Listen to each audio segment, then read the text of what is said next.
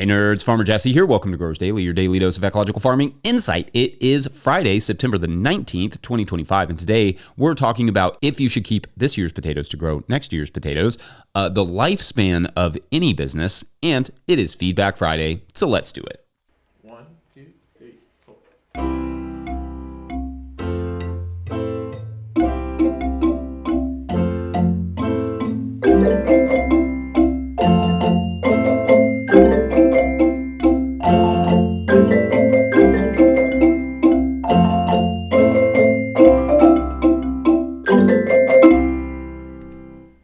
All right, that awesome cover of the theme song came to us from Alexander Novello and the River Valley Charter School in Newburyport, Massachusetts. Alexander writes, quote, "My middle school marimba class indulged me and learned the melody, chords, and bass line for my favorite podcast, so I hope everyone enjoys our cover. There's nowhere to, quote unquote, support our music per se, but if anyone is so inclined, we have been going through marimba mallets and guitar strings like crazy recently," end quote, and I will link the mallets and strings in the show notes with the address to the school if anyone would be up for sending some supplies to the marimba class. So awesome. All right. Happy Friday, everyone. I hope your weeks have been all that you dreamed they would be when you were young and idealistic. I mean, hopefully you're still young and idealistic like me, even as I am creeping into my mid-30 teens. It has been a good week here, getting the rest of the fall garden, ready, getting the gardens ready for winter. I'm also going to tarp some areas in the future orchard space for next year for more potato production, because that seems to be the one crop I definitely need to grow more of for next season.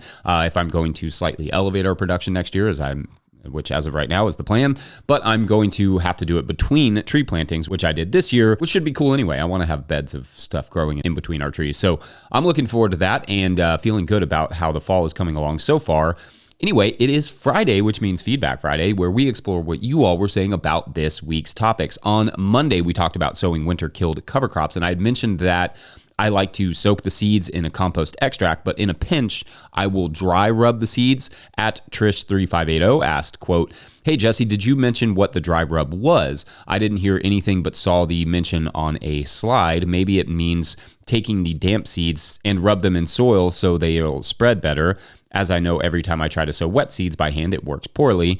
Was hoping to plant today, but will wait. Hopefully Jesse or someone else is able to answer. Googled, but found nothing. Never thought to soak crops, though I'm guessing not tiny seeds like crimson. Thanks," end quote. And yes, I will answer, albeit, a few days late. So the dry rub, as I called it in that slide, is just a good fine compost. If I don't have time to soak/prime the seeds, I will rub them in the best compost I can, just to ensure that they have some good microbes right there where they need them, which would be on the seed. Indeed, I don't really do the, any sort of soaking for the tiny seeds, because that would just be a mess to deal with.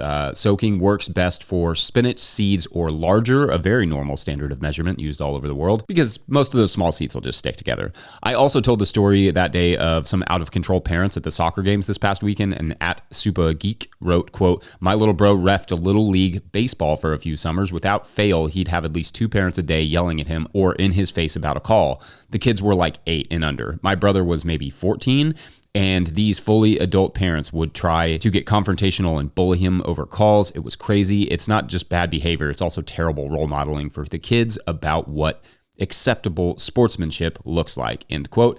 Absolutely 100%. Perspective has really disappeared for a lot of people. These are just games for kids. No one is handing out scholarships at Little League game or a rec league soccer game. And frankly, even if they were, they would probably skip the kids whose parents are yelling at the refs, because there are thousands of kids just as talented, but whose parents are actually chill. There is no need for parents to talk to officials, just at all. Especially because some of these officials are 14. They're kids. So yeah, just not necessary. A huge reason kids drop out of sports by the time they are 13 is the pressure from parents. So yeah, let's all just stay calm and let the kids play on and have fun and just enjoy watching our kids play the sports that we love. All right, back to farming, at least for a minute. On Tuesday, I talked about the Milpa/Three Sisters exploration I'm doing and got several comments from people trying or who have tried the Three Sisters style gardening. At Cascadian Giraffe, for instance, wrote, quote, "Interested in the varieties chosen for the Three Sisters project. The way I was told it worked was using corn that was more like maize than sweet corn.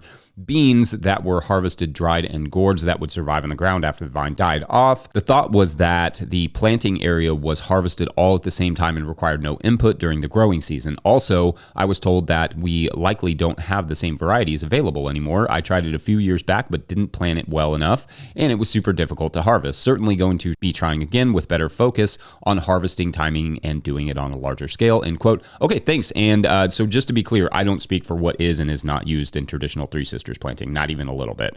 I'm interested in the wisdom of it and in being helpful where I can by learning a little bit from it. From that, what I know is that the Milpa / Three Sisters style plantings was not and is not done in any one specific way across the entire country, but rather done in many different ways adapted to those climates, using many different growing methods and crops that themselves are / were adapted to those areas. The corn used in, say, Arizona still has to, for those indigenous growers, be extraordinarily drought tolerant versus the corn used in, say, New England, which still needs to, be faster into production in wetter conditions. And yes, in general, crops are planted and then harvested all at once when they senesce, but that doesn't mean they are not also harvested for different things throughout the season: green beans, fresh corn, fresh squash, huitlacoche, squash blossoms, and so on. Also, many other crops can be incorporated as well, including what we consider weeds. That would be like amaranths and lamb's quarters and etc. So to me, it isn't that the crops no longer exist. It's that level of a relationship to the land, the ability and desire to develop and understand crops and land over time that all of our ancestors once had and cultivated, that is gone.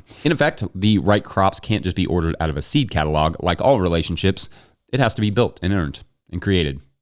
Yeah. On Wednesday, loads of great compliments about the conversation with Mikey, like at Steve Bowen, 1645, probably not their birth year, but I don't want to make assumptions here, wrote, quote, "Another one hit out of the park. Great job, guys. Big thanks," end quote. Thanks. I'd love to get he and Kez on again at some point and to talk about what they're up to and the agriculture down there as their season develops. I really love listening to and chatting with other growers like that, especially those who have different experiences and on many different farms in different contexts. So yeah, I'm talking to them about getting them on again at some point. Especially, I'd love to hear from Kez as well. Then on Thursday, we discussed crop rotations in a small garden and lettuce diseases, and at Chuck Littleton, 6084, asked, quote, "Been watching for a little while now, and I'm curious about your opinion on the use of fire in the garden to prevent diseases," end quote. So good question. And honestly, I was thinking about this the other day with the milpa patch because, of course, fire would be a big part of soil preparation for many indigenous growers. And I was thinking about fire because I have some grassy edges in areas that I think could use a little fire for weed control as well.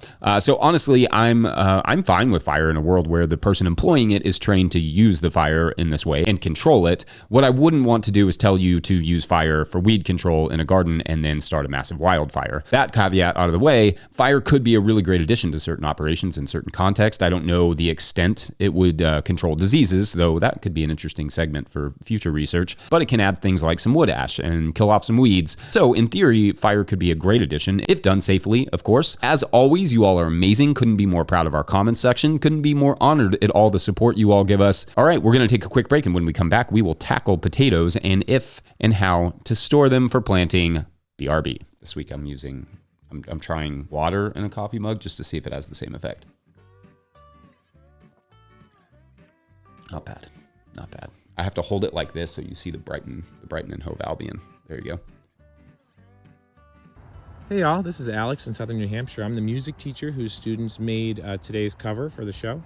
As the school year rounds into full tilt, there's definitely a little less time for pruning and harvesting and weeding. So we miss a couple of raspberries and we miss a couple of flowers, but I'm really proud of the systems that we made that have provided us so much food and fun and a lot of flowers for the farm stand. Today's episode of the Growers Daily is brought to you by Farmhand. Farmhand is the virtual assistant built for farmers, helping CSAs scale sales, run error-free fulfillment, and deliver 5-star service. Whether you're at 100 members or 1,000, Farmhand helps you grow without burning out. You've heard us and our farmers right here on Growers Daily. Explore farmer wins and learn more at farmhand.partners/no-till. That's farmhand.partners/no-till. All right, back to the show. If you, the listener or viewer, are enjoying this podcast, getting even a small amount of value from it, consider supporting our work over at patreon.com/no-till-growers. Does this show bring you $2 or $5 per month worth of value? You can chip in and get your questions answered, because although I will try to get you questions from everywhere the questions come in, I will always get to those Patreon questions. Now, today's Patreon question comes to us from Patreon member Ryan, who writes, quote, "Hi, Jesse. Thanks for waking up early." Yes, it is early right now. It is 6:34. "I learned so much from your podcast. I want to keep seed potatoes for next year. I had a failure recently trying to keep carrots in sand. I was thinking maybe I could refrigerate the potatoes until next year. Would it work? Also, is there some risk of spreading viruses without more complicated measures? I am growing Yukon Gold and russet," end quote. All right, great question here. Now, I'll tackle the easier part first, which is that if your potatoes are cured and you do not plan to eat them this winter, then you can indeed technically save them at refrigeration temperatures, and they will last you until, you're ready to plant them in the spring. For eating potatoes, that, let's say for French fries or potatoes Anna or potatoes gratin or baked potatoes or potato salads, the good stuff. But for potatoes you plan to eat, 45-ish degrees Fahrenheit is preferred, because the colder temperatures will harm the flavor and texture, or at least change it. I don't know if harm is the right word, but change it. For freshly arrived seed potatoes, cellar temperatures are preferred as well. Like, you don't need to shove those in a refrigerator. Maybe even slightly above that would be what you would store your average eating potato. For long-term storage of seed potatoes, though, fridge temps are fine. But the bigger question here is, should you save your potatoes and then use them to grow out next year's potatoes? Like you ask, would there be a risk of disease? Well, yes. As you grow and use potatoes from the year before, you do run the risk of propagating diseases such as viral and fungal pathogens. You also may be losing some amount of yield. It might also likewise not be obvious that the previous year's potatoes had a disease at harvest or in the growing season, but then once it establishes on your farm, it can be hard to get rid of. In fact, some viruses can slide into the potato production via things like aphids pretty late in the season, so the diseases may go undetected in the production until you plant again in the next season. This is also true of potatoes purchased at the store, but maybe more so because the growers who supply those potatoes don't care if it had a disease at the end of its life if it didn't affect the yield. Those are not intended as seed potatoes, so there's no reason for that grower to be concerned about testing for plant diseases. In that way, and for those reasons, ideally you are getting certified seed. Now, what's the difference? Well, certified seed is a bit of a process, and there may be more than one way to do it, so I will just describe it as I understand it. It starts with seed potatoes that have been tested for pathogens before they are planted. So you know how I've been playing around more and more with, starting potatoes from slips, basically growing the potato plant in trays and then transplanting only the plants to see if I could develop any sort of yield from that. Well, that's sort of how the seed potatoes work. They are generally sprouted, and the sprouts are transplanted into specialty pots in highly controlled conditions, and then the resulting tubers are used as quote-unquote foundation stock, essentially seed potatoes that are used to start the main seed potato crop in the field. That's the abbreviated version, but essentially the idea is to grow a disease-free potato crop that is used to grow a bigger version of that crop that the growers can then sell as certified seed potatoes or certified disease-free. The potatoes are monitored and tested for diseases throughout this process and are grown out in fields where they are again tested and monitored even after harvest. Then they are sold as certified disease-free seed to you. So in short, it is entirely possible to save the seeds from the potatoes that you grew, but it is not always a good idea in terms of yield. They will not likely yield as much as the seed potatoes, but also disease. If you are going to use your own potatoes from the previous year and don't feel like going through the whole foundation seed process, then use the biggest tubers that you have, and also try to use only potatoes from healthy plants from the previous season as well if you can. Also prep those beds well, like really well, with good fertility, preferably good compost. That just helps ensure the best crop possible. Anyway, I hope there was something helpful in there. Otherwise, we're going to take a quick break, and when we return, we'll get down to business, or at least what takes businesses down, or at least how long it takes for it to go. You'll get it. Be right back. Hey No-Till crew, this is Tom in North Texas showing off my backyard garden. Here I'm trying something different, interplanting my fall brassicas with an oat and pea cover crop. And then as we transition over, I've got some sun gold tomatoes that are still hanging on. And then lastly, we have a whole section of purple hull peas that are still making peas for us. That'll be our second crop off of them this year. Farmer Claire Coleman here from the Winter Growers Podcast. Did you know that I also founded Real Farmer Care, a nonprofit that supports farmer well-being? From my own experiences farming, I knew firsthand that this type of support was missing from ag, so I decided to do something about it. As of today, there are over 500 farmer recipients of a $100 self-care award, with more applying daily. If you'd like to help, each $100 donated supports one new farmer. Visit realfarmercare.com to donate and learn more. Again, that's realfarmercare.com. All right, so there's this thing that has been bopping around in my head for the last few weeks, and it's this idea that small businesses, on average, rarely last over 10 years. Almost any small business, no matter what it is not likely to last more than a decade. Quoting an article on commerceinstitute.com, quote, according to 2024 data from the U.S. Bureau of Labor Statistics, 20.4% of businesses fail in their first year after opening, 49.4% fail in their first 5 years, and 65.3% fail in their first 10 years. That's a much better survival rate than the frequently cited myth that half of businesses fail in the first year. They don't. However, the average survival rate of a business does greatly depend on industry, end quote. And it has a nice chart, this article does, on fail rates of different business sectors. In fact, agriculture, forestry, fishing, and hunting, which they group together, fare quite a bit better than a lot of other industries, with first-year success rates of over 87%, but a 10-year success rate of 50%, which is above what they said is an average fail rate of most businesses of 65%. So in that way, farming is actually a longer lasting business than some others, but that still means that after 10 years, half of the farm businesses that started, assuming that, fishing, hunting, and forestry are not skewing the statistics too much, but after 10 years, 5 of every 10 farms started will be gone. And in fact, in my now 16 years of farming, I have seen many farm businesses come and go, but I don't think that tells the whole story. A lot of those folks still work in agriculture in some ways, either on the advocacy side or the distribution side or selling seeds, etc. And many of them are still growing food, just maybe not on the scale of running a business. This is partially because farming is hard, sure, but it's also because farming is running a business, and running a business is not for everyone. Also, just because a business fails, quote unquote, does not mean it failed. Sometimes you get deep into a project before realizing that it's not for you. Or sometimes it's the market that changes, or the climate. Divorces happen, injuries, your interests just change. That doesn't make it a failure. I mean, you could argue that it makes it a success, that you didn't spend the next 30 years doing something you didn't want to do, or maybe weren't great at. In that way, failure is one of those words I think is sort of bizarre in context to businesses, and especially farms. The implication being that once you start a business, if you don't do that business for the rest of your life, you're a failure. That is a wild and unrealistic standard. I once heard that the average person has something like 3 to 7 or 5 to 7 different careers in their life, not jobs, careers. And there are some surveys and data from the Bureau of Labor and Statistics to back that up, though it's hard to nail down perfectly. But anyway, if the average thing to do is change jobs, I'm fascinated that the verb we use when someone starts a business and doesn't see it through for more than, a seventh of their life, that it's a failure.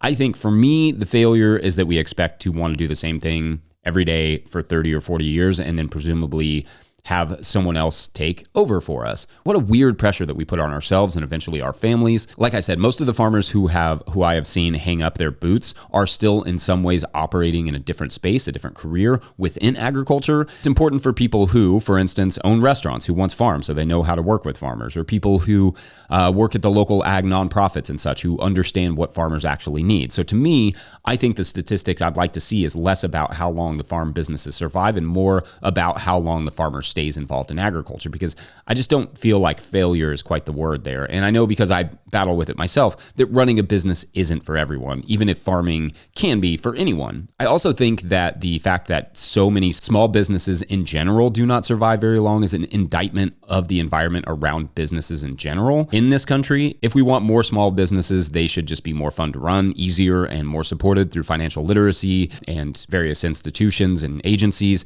I think some wholesale changes in the way we design farms and other businesses, from farm collabs to co-ops and so on, would greatly improve the success rate. And I also think if you try something and it doesn't work out, that's okay too, because, YOLO and all that good stuff. But also, learning how to grow food and what it takes to run a farm business will last you a lifetime, even if the business doesn't stick around that long for your entire lifetime, which is fine. Anyway, thoughts, rants of your own, let me know. Otherwise, we're done here Friday. But before we go, we're going to take a quick word from our friends at Rimmel Greenhouse Systems. Whether you're growing tomatoes for market, flowers in the spring, or vegetables for your family, growing in a high tunnel protected from the weather provides the right environment for harvest you can count on. Rimmel Greenhouses are strong, durable, and easy to assemble, offering the quality you need to grow productively year-round. The team of experts at Rimmel Greenhouse Systems will be your trusted partners to ensure you get exceptional value from your greenhouse or high tunnel investment. Visit Rimmel.com today to get growing growing. Don't forget, No Till Growers is now officially a nonprofit 501c3, so donations are tax deductible and greatly appreciated. You can learn more about how to do that in the show notes. Please make sure to like and subscribe and or follow wherever you're getting this podcast. That's an easy way to help us out. Enormous thank you to all of our show sponsors. And if you'd ever like to sponsor the show, you can reach out to Farmer Michelle at NoTillGrowers.com. Huge shouts to Willie Breeding for the theme music and Mike Hilbert for the production help and editing, and Alexander Novello and the River Valley Charter School for their theme cover today. Also shouts to Epidemic Sound for the background music that you can hear. Pick up a hat or a copy of my book, The Living Soil Handbook, at NoTillGrowers.com to support our work. Big thank you to everyone over at Patreon.com/NoTillGrowers, where at a certain level, or if you just bump up from one level to another, or you sign up in the waning month of September. Can you say waning month? I feel like that's not the right term. Anyway, sign up in the month of September. You get a shout out on the show. So big shout outs today to Patrick Weaver, who keeps us going every Friday. Shouts to Patrick and anyone else who would consider the sunlight level over there at Patreon. All right, so Daisy, our referee, is standing there, staring at her nemesis, Coach Rusty. Both of them completely confused. Daisy is confused why Rusty looks so young and has no idea who she is. Rusty is confused why this person even knows who he is at all. After some conversation and back and forth, she learns that Rusty woke up a little hungover in the park downtown, and so when young Rusty kind of walks off, she goes to investigate, and there she finds it, a bottle of some sort of liquid, an elixir, if you will, right where Rusty said he woke up. Did this elixir somehow turn Rusty young? That breaks all the rules of logic. If so, why? Where did it come from? And then, just like that, Rusty, old Rusty, comes stumbling out from behind a tree, holding his head, looking disheveled. She looked at him and said, "Rusty?" He just shook his head and explained that his oldest son from his first marriage, who lives way out of town, Rusty Jr., had come back to town, and they'd gone on a heck of a bender together. That, he said, pointing to the bottle in Daisy's hand, stay away from that stuff. It breaks all the rules. Then he mumbled something about needing to go get his job back and ambled off unsteadily, leaving Daisy laughing. "See you Saturday, Rusty." Rusty stops and says, "Oh, I thought I requested a better ref." Anyway, thanks for watching and/or listening. We'll see you next week. Have a great weekend. Bye. That long old train, won't you carry me? Oh, train, won't you carry me?